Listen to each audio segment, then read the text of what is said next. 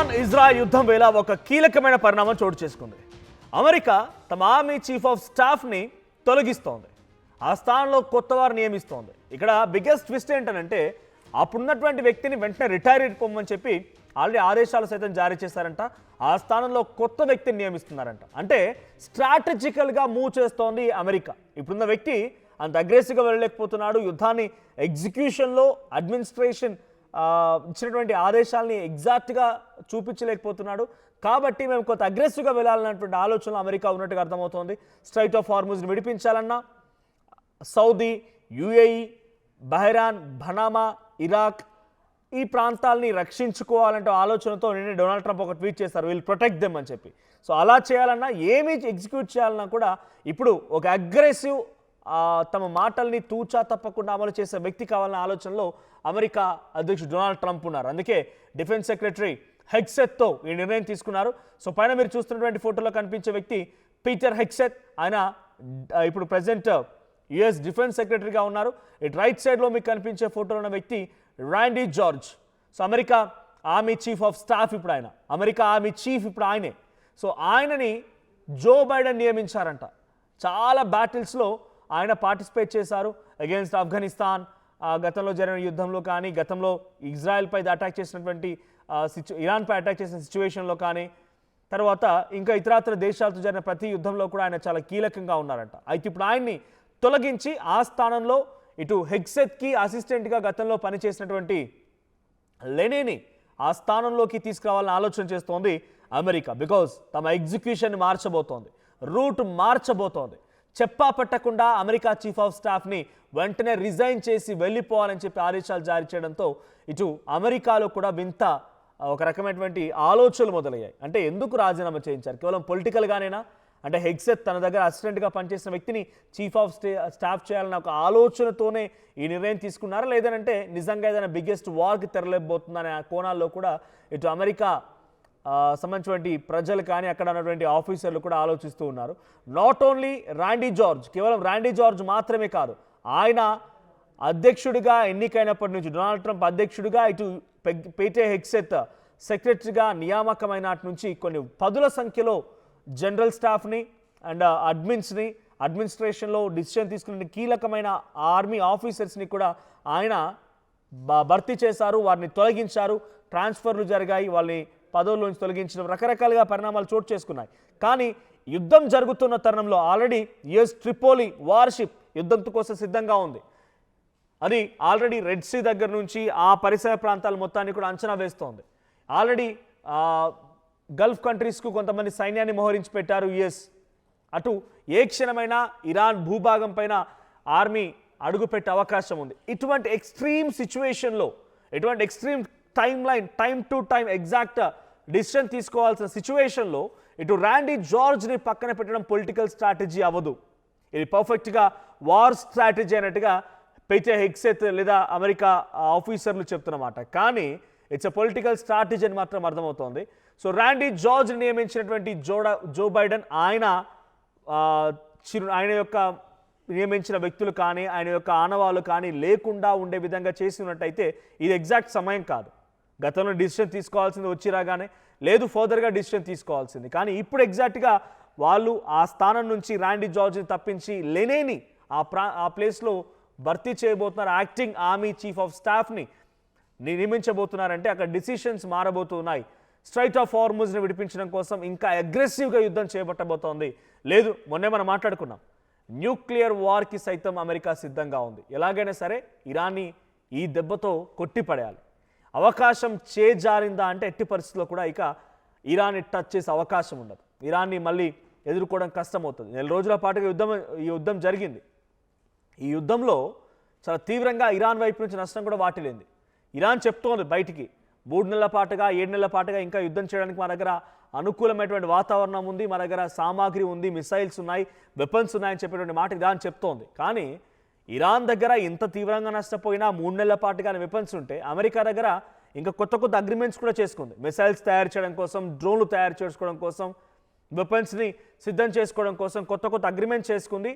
ఆ అగ్రిమెంట్స్ కూడా జరుగుతున్నాయి. మరి అమెరికా దగ్గర ఎన్ని వెపన్స్ ఉండాలి, అమెరికా దగ్గర ఎంత సైన్యం ఉండాలి, ఎంత లేటెస్ట్ టెక్నాలజీ ఉండాలి, ఒక దేశం వర్సెస్ మెనీ కంట్రీస్, ఇటు ఇజ్రాయెల్, అమెరికా, గల్ఫ్ కంట్రీస్లో మెజారిటీ దేశాలు ఇరాన్ విభేదిస్తూ ఉన్నాయి. సో నిజంగానే కావాలనుకుంటే యుక్రెయిన్ సహాయం చేస్తుంది, ఇంకా చాలా దేశాలు అవకాశం ఉంది అమెరికా. కానీ ఇరాన్కి ఎవరు సహాయం చేస్తారు? డైరెక్ట్గా సహాయం చేయట్లేదు, అమెరికా అవకాశం కల్పించట్లేదు. కాబట్టి ఇరాన్ పైన భయంకరమైనటువంటి దాడికి సిద్ధమవుతున్నటువంటి సిచ్యువేషన్లోనే ఈ పదవుల మార్పు జరిగింది. ఆర్మీ చీఫ్ ఆఫ్ స్టాఫ్ని తొలగించడం, ఆ స్థానంలో కొత్తగా ఇటు పీటే హెగ్సెత్ ఆయన దగ్గర ఎయిడ్గా పనిచేసినట్టు, ఆయన దగ్గర అసిస్టెంట్గా పనిచేసినటువంటి లెనెని ఆ స్థానంలో నియమించడం కోసం ప్రయత్నం చేస్తోంది. అయితే ఇక్కడ ర్యాండీ జార్జ్కి మరి సమయం అయిపోయిందా, నిజంగా రిటైర్మెంట్ చేయాల్సిన అవసరం వచ్చిందా అంటే he has his tenure up to 2027, 2027 September వరకు ఆయన టర్మ్ ఉంది ఇంకా. కానీ అంతలోనే తొలగించడం ఒక ఆశ్చర్యాన్ని గురి చేస్తోంది. So US military operations against Iran war, so ఆ యుఎస్ మిలిటరీ ఆపరేషన్స్ మరింత తీవ్రతరం చేయడం కోసమే ఈ డిసిషన్ తీసుకోబోతోంది అన్నట్టుగా అక్కడి మీడియా కథనాలు రాసుకొస్తూ ఉన్నాయి. So George was not fully aligned political strategically. So ఇటు అధ్యక్షుడు చెప్తున్న మాట కానీ, పీటే హెగ్సెత్ చెప్తున్న మాట కానీ, ఎగ్జిక్యూషన్లో Randy George up to the mark reach అవ్వలేకపోతున్నారన్న భావనలో అక్కడ గవర్నమెంట్ ఉందంట. సో లీడర్షిప్ స్ట్రాటజికల్ మూవ్ ఇది. So at the same time ఒక రీషఫిల్, ఈ రీషఫిల్ అనేది ఇప్పుడు జరిగిందేం కాదు, గతంలో కూడా హెగ్సెత్ ఆ స్థానంలోకి వచ్చి డిఫెన్స్ సెక్రటరీ అయిన నాటి నుంచి కూడా జనరల్స్లో మార్పు, ఆర్మీ ఆఫీసర్స్లో మార్పు, చాలా కీలకమైన డిసిషన్స్లో చేంజెస్, ఇలా చాలా బిగ్గెస్ట్ చేంజెస్ జరుగుతూ ఉన్నాయి. కానీ ఎగ్జాక్ట్గా confusion and command chain and ఇప్పుడు ఆల్రెడీ ఒక చైన్ సిస్టమ్ స్టార్ట్ అయింది. ఎక్కడి నుంచి అటాక్ చేయాలి, ఎలా ఉండాలి, ఏ రకంగా ముందుకు వెళ్ళాలి, ప్రతి ఒక్కటి కూడా ఆయన తన వ్యూహంతో ముందుకెళ్లే రకంగా ఆల్రెడీ ప్లాన్ చేసి పెట్టున్నారు ర్యాండీ జార్జ్. ఇటువంటి ఎక్స్ట్రీమ్ సిచ్యువేషన్లో అక్కడ మార్పు కనుక జరిగితే ఈ కమాండ్ చైన్లో బిగ్గెస్ట్ ఒక బ్రేక్ వచ్చే అవకాశం ఉంది, బ్రీచ్ వచ్చే అవకాశం ఉంది అన్నట్టుగా అమెరికా సిటిజన్స్ కానీ కొంతమంది ఎక్స్పర్ట్స్ భావిస్తున్నారు. But up to the mark expectations reach అవ్వడం లేదు కాబట్టి ఆయన పదవి నుంచి తొలగించారు అన్నట్టుగా అటు మీడియా కథనాల్లో లేకపోతే యుఎస్ డిఫెన్స్ సెక్రటరీ మాటల్లో అర్థమవుతోంది. సో ప్రజెంట్ హెగ్సెత్ తీసుకున్న బిగ్గెస్ట్ నిర్ణయంలో ఇది అతిపెద్ద నిర్ణయం అని చెప్పాలి. సో మరి డిఫెన్స్ సెక్రటరీ ఆర్మీ చీఫ్ కన్నా సుపీరియరా అంటే ఆర్మీ చీఫ్ కేవలం ఎగ్జిక్యూషన్ వరకు మాత్రమే, బట్ ఓవరాల్ బాస్ వచ్చేసి ఇక్కడ డిఫెన్స్ సెక్రటరీ ఉంటారు. సో డిఫెన్స్ సెక్రటరీ చెప్పింది ఇటు ఆర్మీ చీఫ్ ఎగ్జిక్యూట్ చేయాలి, చేసి చూపించాలి, అంతే. అంతవరకు మాత్రమే ఆయనకున్న పవర్స్. ఇటు ఫుల్ పవర్స్ వచ్చేసి డిఫెన్స్ సెక్రటరీకే ఉంటాయి. So senior most army officer Randy George, so he advise government, executes military operations and cannot override political leadership. వాళ్ళ నిర్ణయాన్ని తప్పుబట్టే అవకాశం కూడా లేదట. సో స్ట్రాటజికల్ మూవ్ ఇది, మోర్ అగ్రెషన్ ఎక్స్పెక్ట్ చేస్తోంది America and faster decision making కూడా expect చేస్తోంది. సో కమాండ్ డిస్ట్రప్షన్ రాకుండా, ఎటువంటి కన్ఫ్యూజన్ లేకుండా ఆల్రెడీ ఎగ్జిక్యూషన్కి సిద్ధమైందట. ఇప్పుడు అఫీషియల్ అనౌన్స్మెంట్ వచ్చింది కానీ ఇది ఆల్రెడీ ఎగ్జిక్యూషన్ స్థాయిలో నిర్ణయం జరిగి 1 month అవుతుందట. అంటే యుద్ధం మొదలైనటువంటి 1-2 రోజుల్లో ఈ మార్పుకు సిద్ధంగా పెట్టుకుందట అమెరికా. అఫీషియల్ అనౌన్స్మెంట్ చాలా ఆలస్యంగా వచ్చింది. రిటైర్ అయిపోయినటువంటి డిసిషన్ ఆయనకి అనౌన్స్ చేసి చాలా రోజులు అవుతుంది, ఆయనకి చెప్పి కేవలం 1-2 days అవుతుంది, కానీ ఆల్రెడీ డెసిషన్ తీసుకొని చాలా రోజులు అవుతుంది. Army follows exact political objectives. అక్కడ పొలిటికల్గా స్ట్రాటజికల్గా ఎటువంటి డిసిషన్స్ అయితే తీసుకున్నారో ఆ ఎగ్జాక్ట్ డెసిషన్స్ని ఇక్కడ ఎట్టి పరిస్థితుల్లో అమలు చేయాల్సిందే. కానీ అమలు చేయడంలో ఇటు విఫలమవుతున్నాడు ర్యాండీ జార్జ్ అనే భావనలో అక్కడి గవర్నమెంట్ ఉంది. సో ఇప్పుడు ఆయన ప్లేస్లో క్రిస్టోఫర్ లెనెవి అనేటువంటి వ్యక్తి, హీజ్ అన్ ప్రీవియస్ ఎయిడ్, ఆయన గతంలో ఎయిడ్గా పనిచేశాడు హెగ్సెత్కి. అయితే ఆయన ఎక్స్పర్టైజ్ చూస్తే కనుక 82nd ఎయిర్బోర్న్ డివిజన్, అంటే దీని 82nd ఎయిర్బోర్న్ డివిజన్ అనే దానికి ఒక ఎగ్జాక్ట్ మీనింగ్, వాళ్ళ డ్యూటీస్ ఏముంటాయంటే, సో ఫర్దర్గా ఇప్పుడు ఇరాన్ వార్ జరుగుతోంది. సో ఇరాన్లో జరిగేటువంటి వార్కి వన్స్ వీళ్ళు వెళ్ళి అంతా గ్రౌండ్ సిద్ధం చేస్తారంటే ఎక్కడి నుంచి అటాక్ చేయాలి, ఎలా అటాక్ చేయాలి, ఏ రకంగా ఉండబోతోంది, ఫస్ట్ అటాక్ ఎలా ఉండాలి, ఎలా వాళ్ళని పూర్తిగా క్షీణింపజేయాలి, స్ట్రాటజికల్గా ఇరాన్ ఇలా దెబ్బ కొట్టాలి, ఇలా అన్ని స్ట్రాటజీస్ రూపొందించిన తర్వాత నెక్స్ట్ ఫర్దర్గా ఇక కంప్లీట్ వార్ జోన్లో ఉండాల్సినటువంటి ఆ వెపన్స్, మిసైల్స్ అన్ని రంగం సిద్ధం చేసుకొని డైరెక్ట్ అటాక్ చేయడానికి సిద్ధంగా ఉంటూ ఉంటాయి. అంటే గ్రౌండ్ క్లియరెన్స్ కోసం ఉపయోగించినటువంటి స్పెషలైజ్డ్ 82nd ఎయిర్బోర్న్ డివిజన్లో చీఫ్గా పనిచేశారట క్రిస్టోఫర్ లానేవే. ఇప్పుడు present army chief of staff ఆ సీట్ని తీసుకుంటున్న వ్యక్తి. గతంలో కూడా చాలా ఎక్స్పర్టైజ్ నాలెడ్జ్ ఉంది. సో అటు డిఫెన్స్ సెక్రటరీ పీటే హెగ్సెత్కి గతంలో ఎయిడ్గా పనిచేయడంతో చాలా అద్భుతమైనటువంటి ఆపరేషన్స్లో ఇద్దరు పార్టిసిపేట్ చేశారు. ఇంటెలిజెన్స్ ఉంది, ఇంటెలిజెన్స్ నిఘా పైన పట్టు కూడా ఉంది. ఆర్మీ స్టాఫ్ని ఎలా పని చేయించుకోవాలనేటువంటి అద్భుతమైనటువంటి ఒక స్కిల్ కూడా ఆయన దగ్గర ఉందన్నట్టుగా ఆయన అభివర్ణిస్తూ ఇటు Pentagon spokesperson Sean Parnell చెప్తూ ఉన్నారు. సో బ్యాటిల్ టెస్టెడ్ లీడర్ అనేటువంటి పేరుని ఆయనకి అనౌన్స్ చేశారు. అంటే ఆయనకి ఒక గుర్తింపుగా ఇస్తూ ఉన్నారు. సో బ్యాటిల్ టెస్టెడ్ లీడర్ అంటే ఆల్రెడీ యుద్ధాన్ని రుచి చూసిన వ్యక్తి, యుద్ధాన్ని ఆల్రెడీ పరీక్షించిన వ్యక్తి, యుద్ధంలో గతంలో అనుభవం ఉన్న వ్యక్తి అన్నట్టుగా ఆయన పట్ల మాట్లాడుతూ అక్కడ పెంటగాన్ ఒక రిపోర్ట్ని రిలీజ్ చేసింది.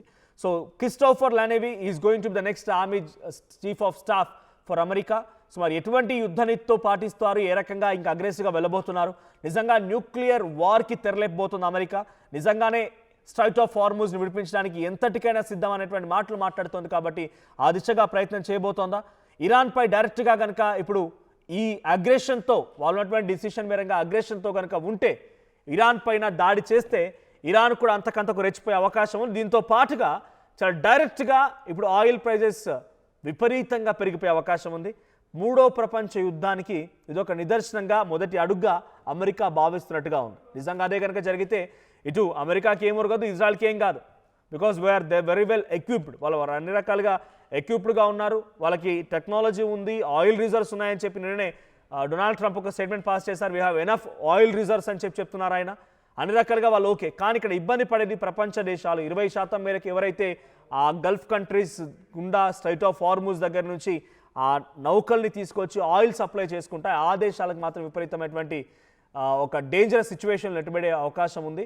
సో ఇప్పుడు ఎంతటి అగ్రెసివ్గా అమెరికా వెళ్తున్నది ఒక బిగ్గెస్ట్ క్వశ్చన్ మార్క్. మరి ఏం చేయబోతోంది కొత్త ఆర్మీ చీఫ్ ఆఫ్ స్టాఫ్తో పీటే హెగ్సెత్ ఖాన్, డొనాల్డ్ ట్రంప్ ఎటువంటి ఎగ్జిక్యూషన్కి తెరలేకపోతున్నారు, ఏ రకంగా వార్ జరగబోతుందో చూడాలి. మరి సో మీరేమనుకుంటున్నారు, ఈ యుద్ధం ఇంకా పెరిగే అవకాశం ఉందా? ఆర్మీ చీఫ్ ఆఫ్ స్టాఫ్ని మార్చడం వెనుక ఇదే పక్కా వ్యూహం అనుకుంటున్నారా? డొనాల్డ్ ట్రంప్ ఎటువంటి యుద్ధానికి తెరలేపే అవకాశం ఉంది? మీ అభిప్రాయాన్ని కామెంట్ చేయండి. అసలైన తొలి వెలుగు. ఫాలో వాట్సాప్ @తొలి వెలుగు అఫీషియల్.